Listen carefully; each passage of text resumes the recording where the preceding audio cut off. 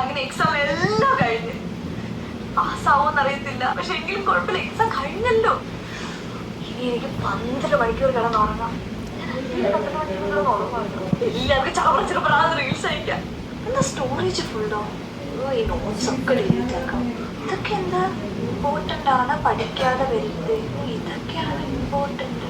ഓ ma'am already important questions തന്നിട്ടുണ്ടായിരുന്നോ? My god, ഒന്നും പോലും നോക്കിയിട്ടില്ല. ഒരു കാര്യം ചെക്ക് ചെയ്ത് നോക്കിട്ട് ഫുൾ അങ്ങ് ഡിലീറ്റ് ആക്കാം. ഇതിന്റെ ഗ്രൂപ്പിലൊരു discussion, 4th question answer B ആണോ? 4th question answer ബിയോ? ഞാൻ സി ആണല്ലോ എഴുതിയത്. കഷ്ടമുണ്ട് ഗൈസ്. നിങ്ങൾ എന്തിനാണ് നിങ്ങൾ ഇങ്ങനെ ടോർച്ചർ ചെയ്യാൻ വേണ്ടി ആൻസർ ഡിസ്കസ് ചെയ്യുന്നത്? കഷ്ടമുണ്ട് കേട്ടോ, കഷ്ടം.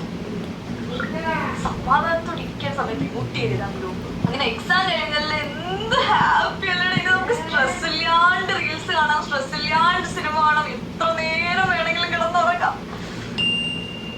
എന്തൊരു നോട്ടിഫിക്കേഷൻ എടാ, അടുത്ത എക്സാമിന്റെ നോട്ടിഫിക്കേഷൻ വന്ന്.